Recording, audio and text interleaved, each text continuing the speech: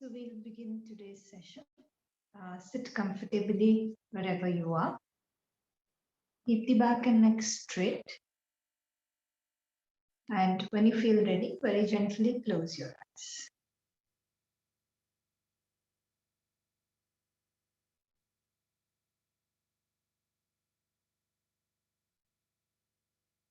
Just start observing your breath.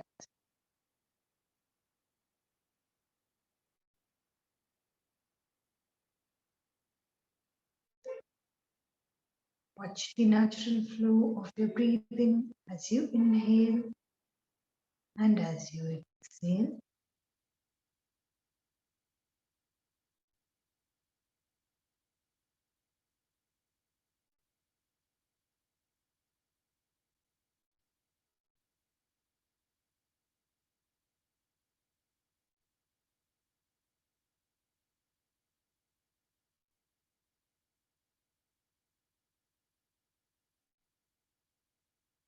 Gently shift your attention to the body. Become aware of your posture. Check your alignment and see if you need to make any adjustments. If you do, take this time.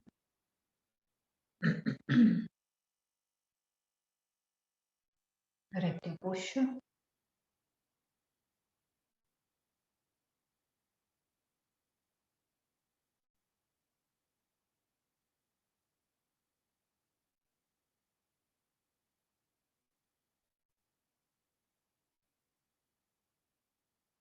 Now gently bring your attention back to your breathing and begin to deepen each and every breath.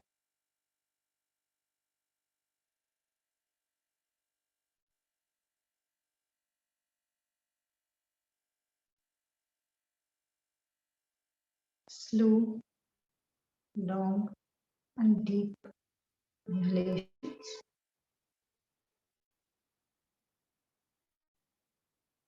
Slow, long, and deep exhalation.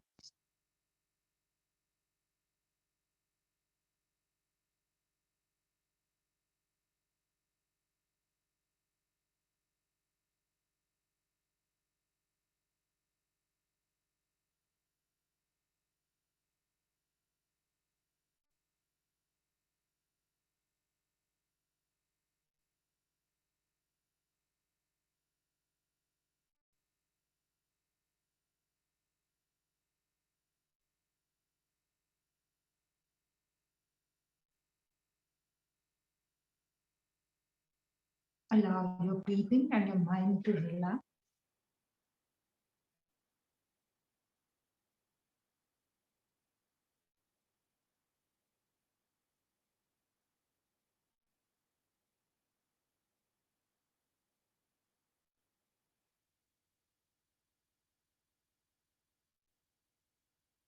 We will open today's session by chanting Om 3 times, followed by the Guru Mantra. Take a deep inhalation for Om.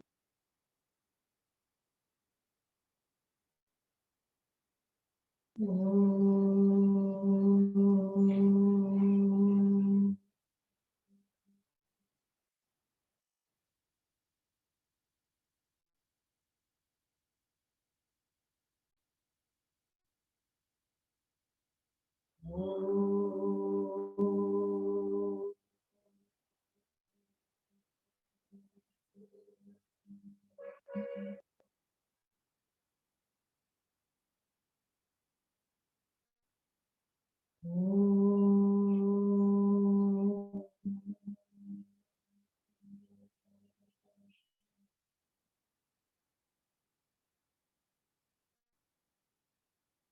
Guru Brahma, Guru Vishnu,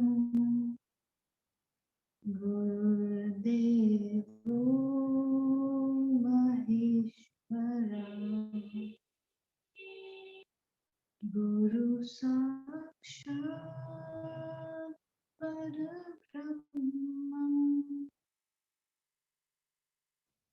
Tasmai Shri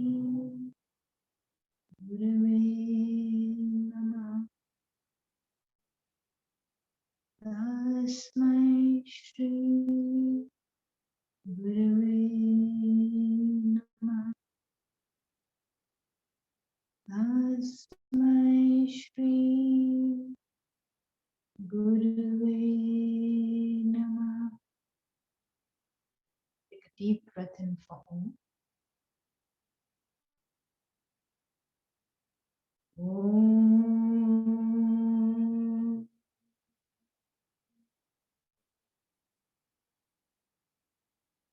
Shanti. Shanti. Shanti.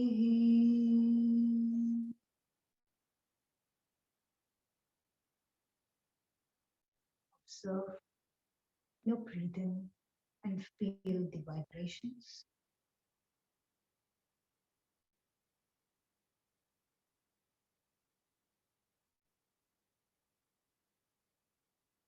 Now join both the palms together. Begin to rub both your palms.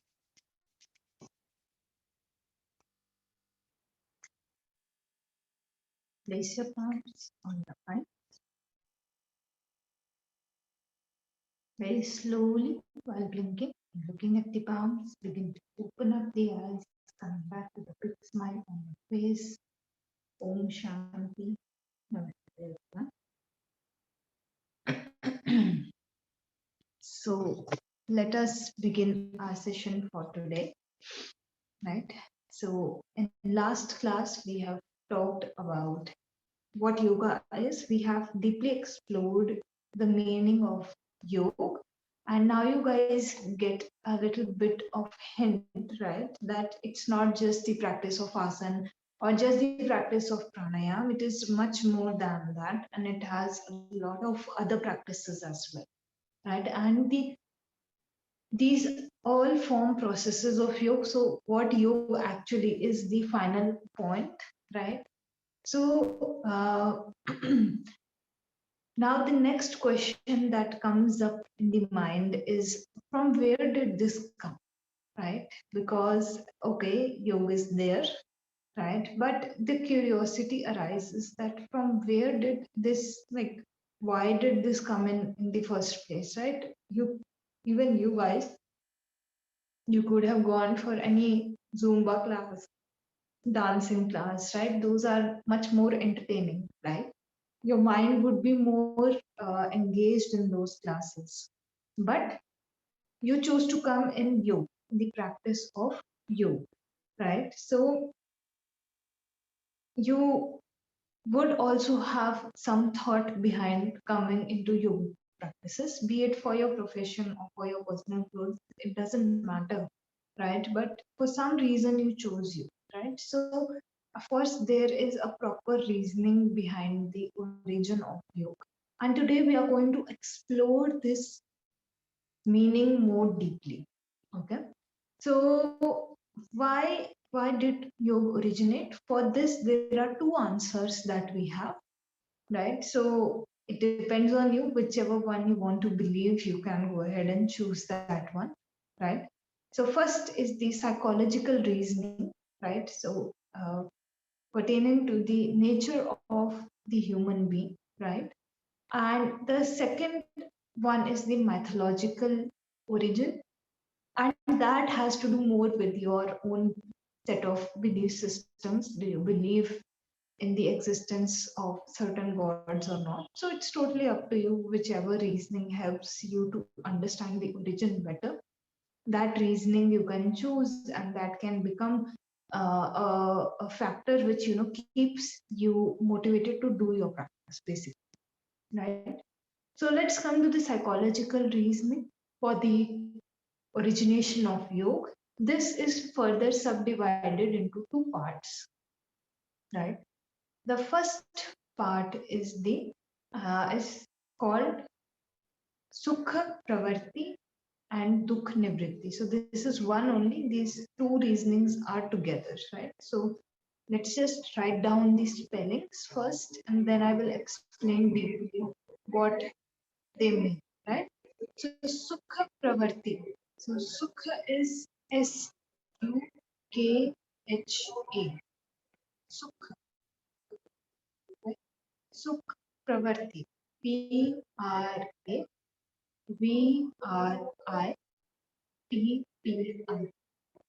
Sukha Pravarti, right? And then you can write down. And the thing attached with this is also Dukha Nivritti. D-U-K-H-A. Dukh Nivritti. N-I-V-R-I-T-T-I.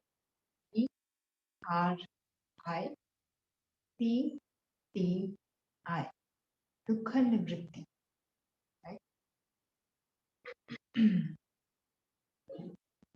Now, along with Sukha Pravarti or above that, you can write down in brackets. What does this term actually mean in English? What is the translation? So the translation for this is enhancement of happiness, right?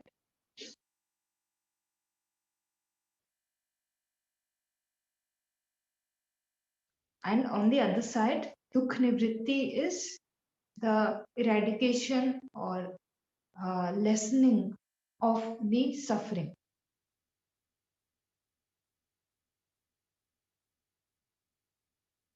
Okay. So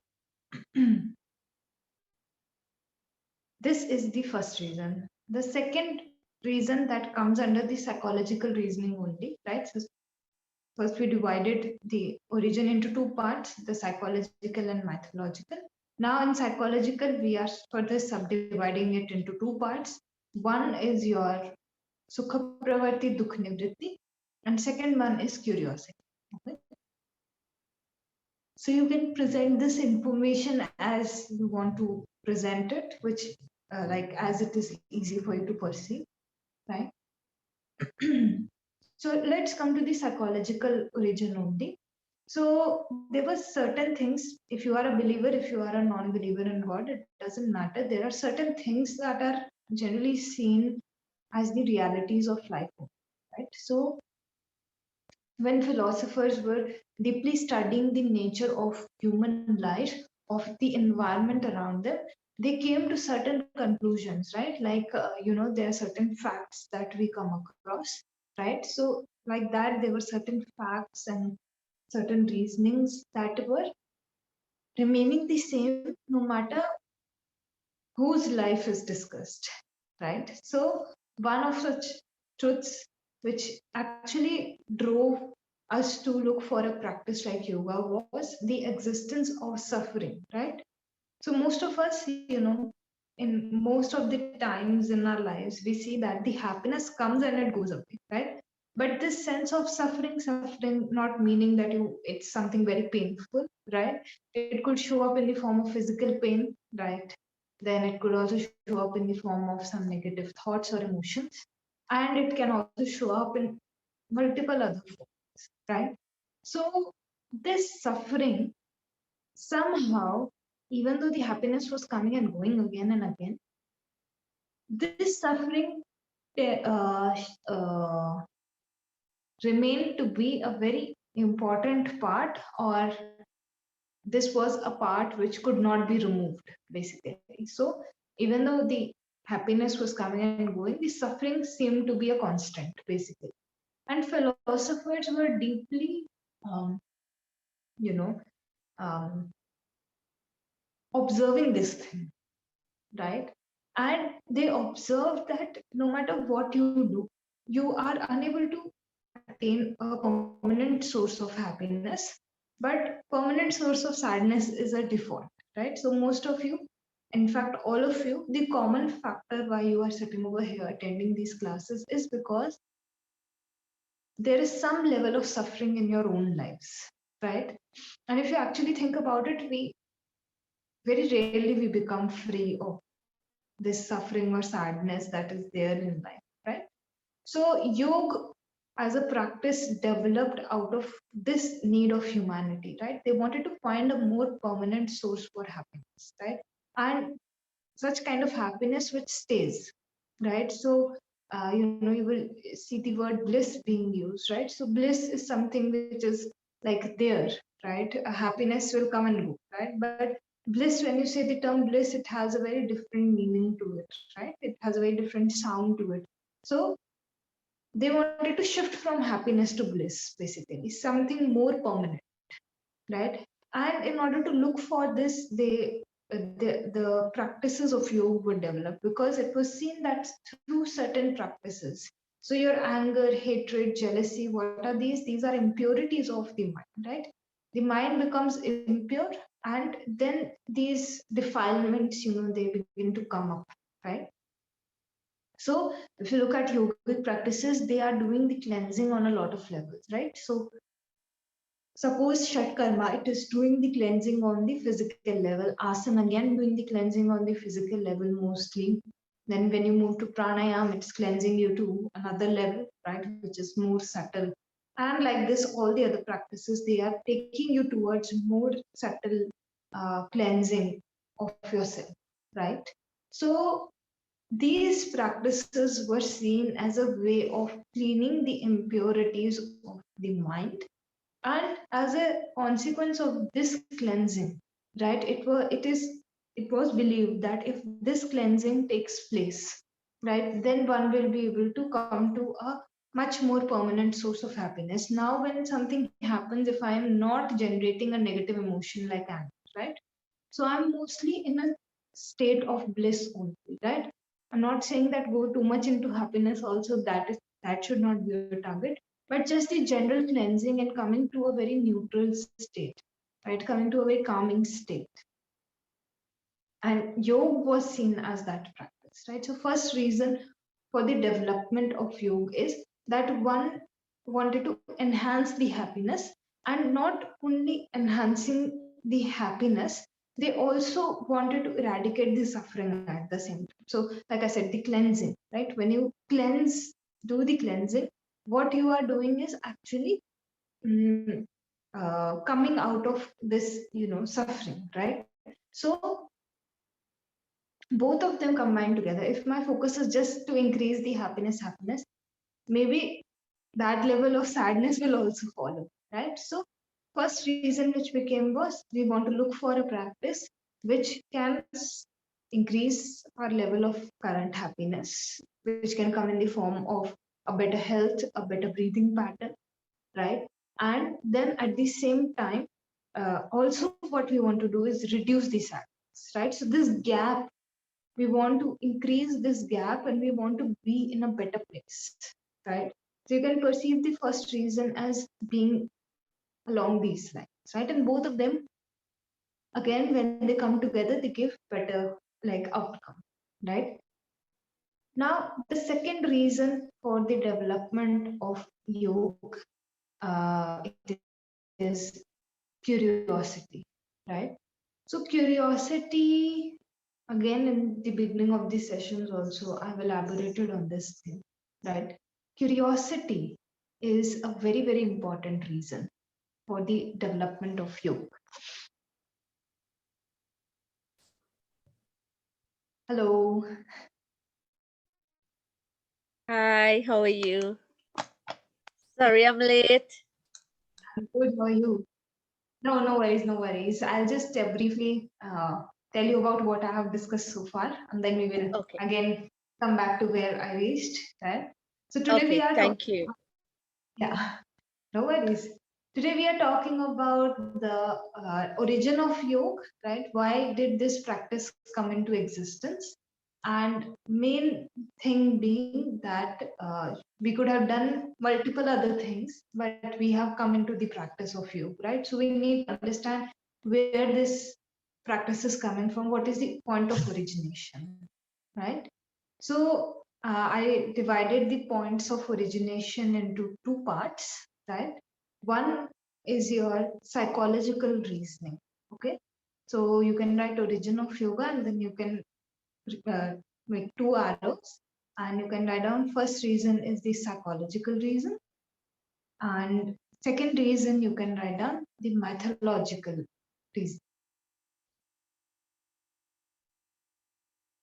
So psychological and mythological, one on each side. And then in the psychological, you can divide it again into two parts. So psychological, again, you can create two arrows and you can write down. First reasoning, I will have to spell for you. So I'll spell it. Second one, you can write down as curiosity. Okay, so curiosity, you can directly write down.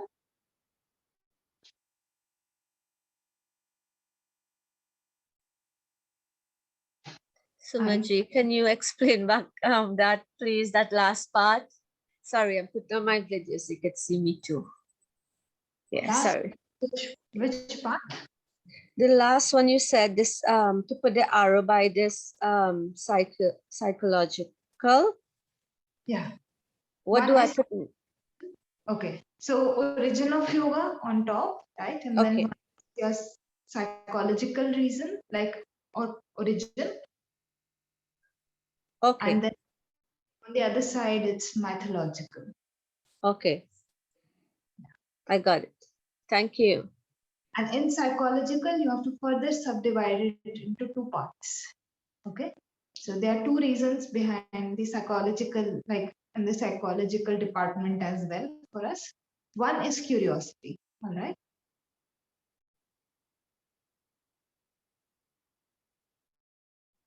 And the second one, I will spell it for you. So it's Sukha Pravarti, Sukha. Pravarti is Pravarti.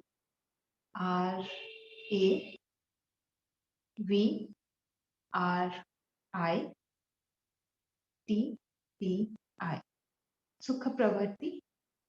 And then you can, with Sukha Pravarti, English translation, you can write down enhancement of happiness.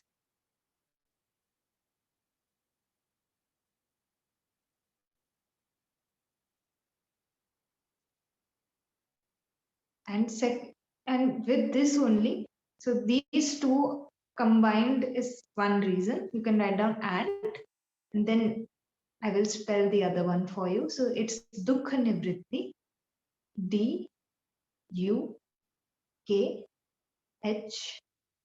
Dukha Nivritti, NIVRITTI,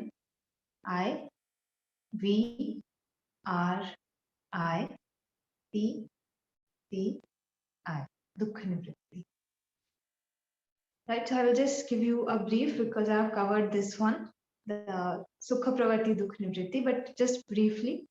So yoga came into existence, like I have discussed before also. It came into existence because we wanted to enhance our happiness, right? So we are looking for something. If you are sitting here, you are looking to enhance the level of your happiness, looking for a more permanent source of happiness, right? Because it was generally observed that the happiness comes and goes, right? So we are not able to currently find a very permanent source of happiness, right?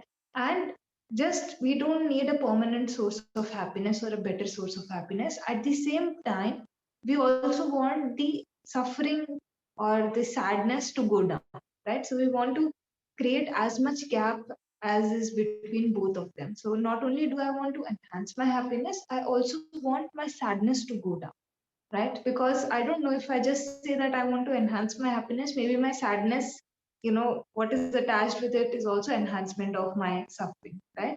So I want to create a good gap between both these things, right? So I've discussed this deeply, so maybe you can watch the recorded version. I have talked about it a lot, right? And second reason which I was explaining was the curiosity. So I have discussed this in the introductory class as well of philosophy, that we as human beings are very curious, right? So when we are just looking for the basic survival, this curiosity is at a very lower level, right? So we just want to get food, have shelter, right? So we want to have the basic needs fulfilled. But once the basic needs get fulfilled, the higher level of the mind gets triggered, right? So then when you have everything around you, you have all the basic necessities being fulfilled, you come to this, questioning. Why am I here? Right? What am I doing here? Right? Or some people go more deeply, they question who they are, or they question, what is their purpose, right? Why am I here, right? What am I doing here, right? So once the basic needs get fulfilled, the curiosity rises to another level, right? And when the curiosity rose to this level, in order to understand oneself, in order to understand the reasoning of being, right? Then practices like yoga came into development. Why? Because now the need was felt, right? Now the things could not be answered that easily. And in fact, the answer of these things, it cannot be very easily observed also. Now the tools of observation have to change.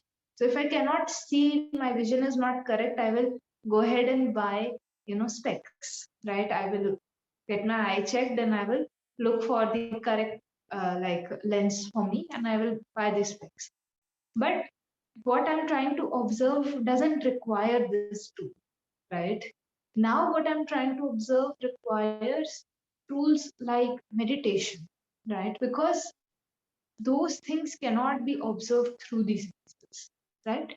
So these tools were developed in a set, and those set of practices were known as yoga, because one now didn't want to observe what was around them. They wanted to actually get a deeper understanding of their own selves, right? So this was the second reason for the development of yoga. So if you don't believe in any other power existing, because mythological is more about the belief, right? But if you don't even believe in that, you can generally see that there is some form of suffering in your life, and you can generally see you are curious, right? Your curiosity is at a high level, right? So these two reasonings can help you to understand the origin, why such a practice came into existence. Why not go and dance, right? You came here, so you were looking for something which only this form of practice can fulfill. Not a dancing class, not a Zumba class, not a swimming class, but a class of yoga, right? So these two became the major reasonings which human beings could comprehend, right? Initially, this could be comprehended even at the conscious level. This sounds very logical, right? That this would be the reason for the origination of yoga. Now, in the first point only, I have talked of suffering, right? And there are three forms of suffering. So, this is your task for today. Okay, so all of your sufferings can be divided only in these three forms. So, when you go about your day, tomorrow is your off. When you go about tomorrow, then you can see which, whatever you are struggling with, it will fall in one of these categories. So you can begin to categorize, okay, this is this type of suffering, this is this form of suffering, right? So first one is your physical suffering, and Sanskrit name for this is Adi Bhautik. So ADHI, Adi Bhautik, BHAUTIKA,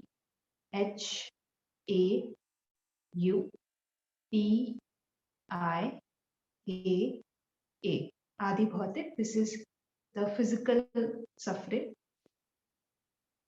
Then your next one, the second one is Adi Devik. So ADHI,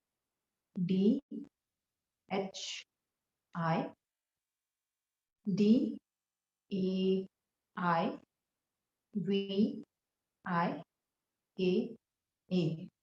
Devik, right? These are two words. Okay. So in this, you can write down the divine kind of suffering, right? Or supernatural. And the third kind of suffering that you will experience in your life is the adhyatmic, right? So again, this is one word only now. Adhyatmic is one word. ADHY. It's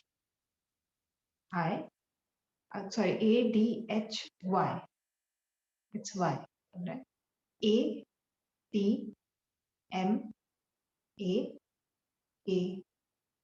So I'll spell it once again in case there is any confusion. ADMAA. H Y A T M A K A, Adhyatma. Or you can in bracket write down this is the internal suffering. Okay? So it is possible that one happens and the other one is triggered, right? But overall categorization is this one, right? So physical suffering, the first one, it has to do with the world around you, right? You exist in a physical world, right? So suppose you get in a conflict with someone, right? So there is some level of suffering that you have experienced in your life, right? So this is your adhibhautic suffering, right? Related to the 3D world that is around you. You interact with someone, you get in a conflict, you get a disease on your body, right? So your body is a physical like form of you, right? So on this, if something develops, then again it becomes a physical kind of suffering for you, right? So all the diseases, all the arguments, conflicts, if there is some inconvenience caused because of the external world, right, that comes under the physical suffering, right? So most of the times we do experience a lot of physical suffering. In fact, if somebody is doing something, we get immediately impacted by it, right? It causes some kind of effect on us, right? Then the second one is the adi bhautik. So now sometimes what happens is that nature, like COVID, the best example is COVID, right? Or earthquakes, right? Things like these which are totally out of our control, right? Which are totally, there is no control that you have over these things, and they are driven by the environment that you are in, right? And these are like not created by someone, right? They're just there as a, nature expressing itself, you can say, right? So when the earthquake comes, we suffer, right? A lot of people, where the earthquake comes or the flood comes, there is a hurricane, there's a lot of destruction and a lot of suffering that is caused because of it, right? So now the source of your suffering has shifted from just the people around you or the environment, basically where you are existing, or your own body, to something which is totally out of your control, right? Whenever nature will decide, like nature decided 2 years ago, now, I'm not going to take what human beings are doing. COVID came in, right? So we cannot, we till date, we are still looking for solutions. We have no control over it. We can just develop a vaccine against it, right? So this kind of suffering, and so many people suffered because of COVID on so many levels. This kind of suffering is more of a supernatural, right? It's showing up in the physical world, yes, but it is completely out of our control, right? So this is your second form of suffering. And then the third one, so this is less common. These days, I would say this is quite common, but earlier we would have categorized it as being less common, right? And the third kind of suffering is the adhyatmic or internal suffering, right? So suppose you are in a situation, there are 10 people around, right? So that same thing happened, but each one of you will take something different out of that same incident, right? So maybe somebody will be sad, somebody will might be happy also, right? Out of that same thing. So what is changing the the same thing happened, but what is causing the suffering now is how I am interpreting, right? So internal kind of suffering, depression showing up in today's world, right? Stress, any kind of psychological disorders that are showing up, they are because the same situation is happening, everybody around them is experiencing that same thing, but what is happening to us, what is happening to you or the other person is totally up to you, right? Because the training of the mind is done in a particular way. So from the same situation, you are perceiving something different, right? So this kind of suffering, when you are stuck in the internal conflict, you are not able to find, mind is going some other way, heart is going some other way. So most of the people who go through depression, they don't know they are going through depression, right? Unless and until they actually go and get diagnosed, they just think that it's like normal, it's a conflict that is going within them. But this is actually a big, big source of suffering, right? So Adhyatmic Dukh, even though not that it's not observable that easily, it is actually very, very common, right? And again, Adhyatmic Dukh comes in when your basic necessities are again fulfilled, right? Because that is when otherwise you would just be concerned that where will I get the next meal from, right? But then again, when you get the time, the space where the higher faculty of the mind can start working, so you see, oh, I have less than the other person, right? So then the suffering begins to develop, right?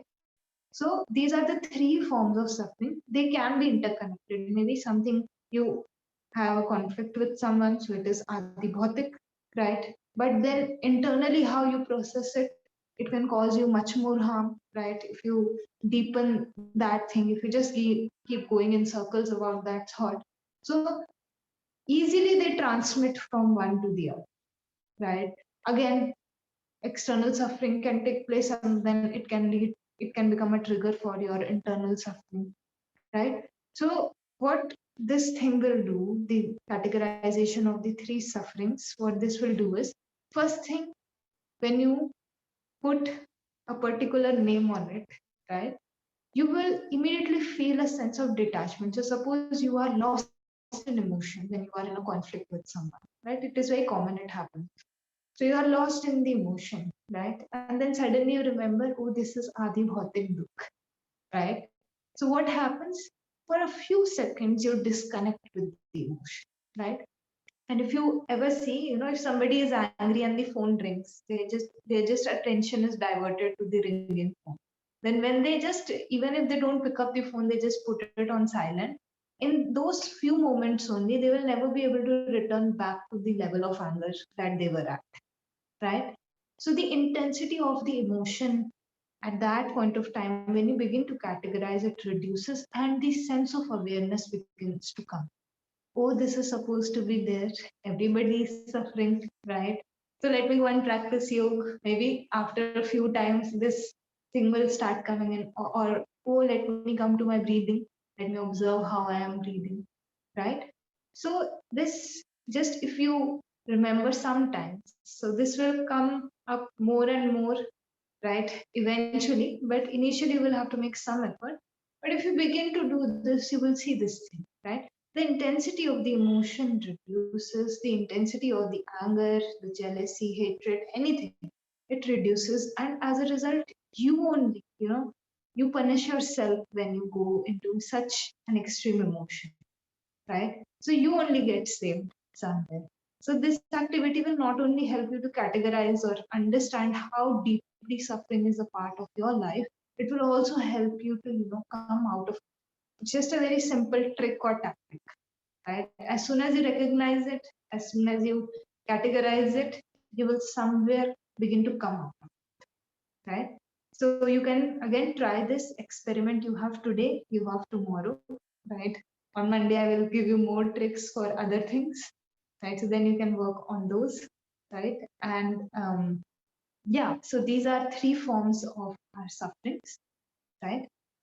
Now let's come to the mythological reasoning, right? So for mythology, of course, your mind has to be more open, right? So Lord Shiv, if you have not seen the image, you can Google it, or if you have not heard the name also, I am here to tell you that in if you ever read any authentic yogic text, he is paid respect to, right? He is considered to be the first yogi, the one who practiced all forms of yoga, and then he passed down the understanding of yoga to humanity, right? So, Lord Shiv, SHIVA. In English, you add an A, so SHIVA. He is considered to be the source of origination of yoga, right? And like I said, he practiced also, and because he practiced so many forms of yoga, he was able to gain the experience and then pass them down. right? So there is a very, I will give a very short story, right? There is a story around this also. So Lord Shiv, right? His wife Parvati ji. So you don't need to know all the names, but just a brief understanding. So his wife Parvati ji, she became his first student. Okay. So in the house they were husband and wife, and when they went for their teachings, they were student and teacher, right? So now where they were like living in the mountains, and there was a river flowing, right? So that is where their classes used to take place, right? So the river was flowing by the side, and both of them were having the session understanding of yoga. So in ancient times, like right now, you have a proper schedule, philosophy 11 to 12, then therapy. So, like this, the schedule wasn't divided in earlier times, right? So, when the guru started speaking, they used to speak at length. Sometimes it used to go on for hours and hours, sometimes it was a very short discourse, but it used to depend, right? So, now this very time, Lord Shiv, he wanted to, pass down the knowledge of yoga to Parvati ji, and it is quite elaborate in its nature. So as he started speaking, the class, like when the class began, he started speaking, and he spoke for a lot of hours that day. It so happened, right? So when he was doing this thing, Parvati ji was sitting. Now the student, like you guys, maybe you can take a break wherever you are, right? You can turn the video off, you can go take a break, come back, right? So in ancient times, again, the the responsibility of the student was to just sit and listen. They couldn't, interrupt the teacher in between, right? So now what happened was, when this thing happened, that the transmission of knowledge started taking place, Parvati ji, she was very sleepy, right, after some time. So she, like sometimes you also while sitting you can take a nap. So she also while sitting, she just took a nap, right? So now the yogi, the yogi's voice is very, very capturing. So, the animals, everything around them, everything knows that the yogi has arrived, right? So now, because they were sitting by the river, a fish, heard his sound and was immediately attracted towards the source of the voice. So she reached the point, the corner in the river where they were having their session, right? So now she was there from the beginning till the end, right? So in between, she observed that Parvati ji had slept, right? So now, generally when we talk to someone and we just want to assure that we are listening, right? So we just, add a little bit of right? So we nod, we add a little bit of So Parvati ji was also constantly, doing this thing in order to just assure him that she is listening, right? And when the teacher goes into a state of talking, the teacher, goes into that state, right? So he was also just trusting the fact that when she is reassuring him, she is listening. But in between, she fell asleep, right? So now the fish noticed this thing, right? So instead of Parvati ji saying, the fish started saying this thing as a proxy, you can say, right? So what happened was, thankfully, by the time Lord Shiv he was about to end all of the information, Parvati ji woke up, right? So at the end, like I ask you guys, are there any questions or any doubts? So Shiv ji, also asked her that you understood everything, no, whatever I was telling you. So at that point of time, Parvati ji, she admitted that, I slept in between, right? It was very long, it was a very long session, and I fell asleep in between, right? So Lord Shiv, he became very curious. He was like, where did the sound come from then? So suddenly he observed that there was a fish, right, in the river, and she was listening, right?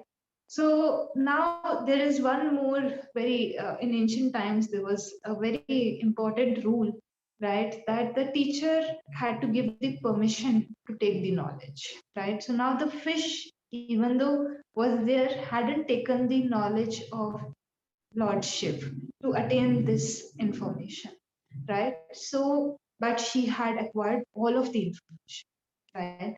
So now Lord Shiv, he gave her a blessing, and then he also gave her a punishment for not taking the permission, right? So the blessing was this, that this fish, she will, you know, have a human body, right, in the upcoming life, and will pass down all of the knowledge of yoga because she had acquired it all, right? And the punishment that Lord Shiv he gave was that when she will need it most in her human life, right, she will forget this information, right? So there was this very famous yogi by the name of Matsyendranath. So again, you don't need to know the names.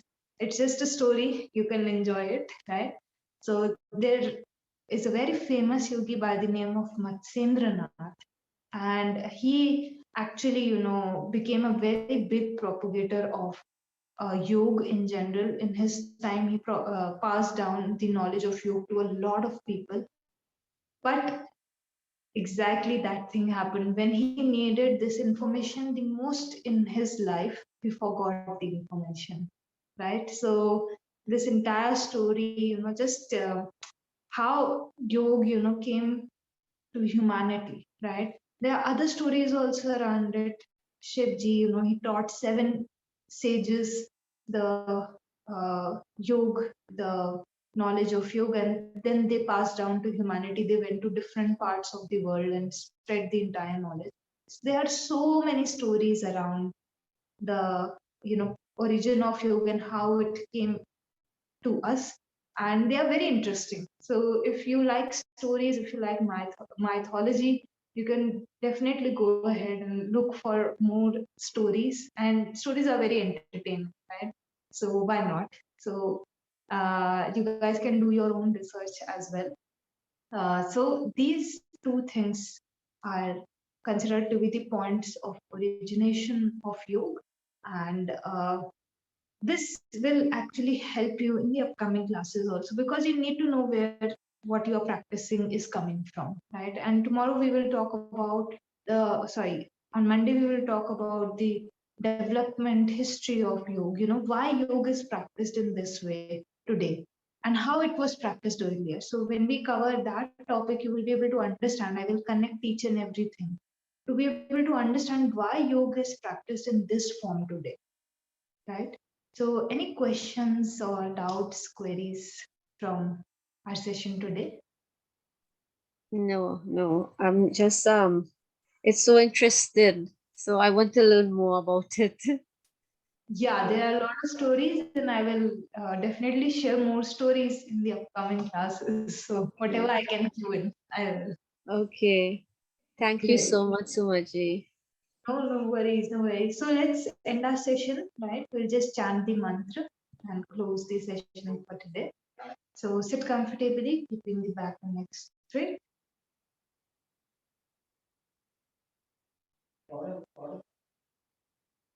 Take a deep inhalation for Om.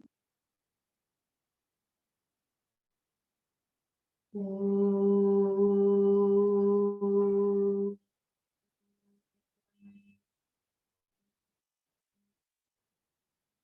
We chant the Shanti mantra. Sarve bhavantu sukhinah. Sarve santu nirah. Sarve bhadrani pashyantu. Ma kaschit dukhabhag bhavet. Ma kaschit dukhabhag bhavet. Take a deep breath in for Om. Om.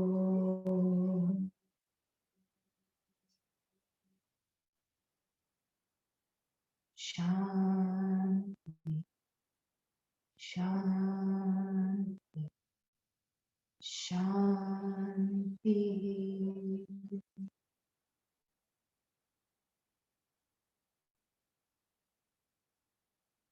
Feel the vibrations.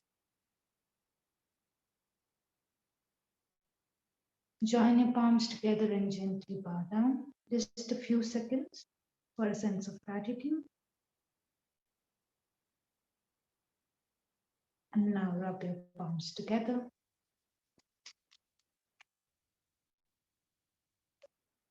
Keep them on the eyes. Very slowly, while blinking and looking at your palm, begin to open up your eyes, coming back with a big smile. Om Shanti. Happy weekend. Enjoy your weekend, and I Same will to see you. Thank you so much.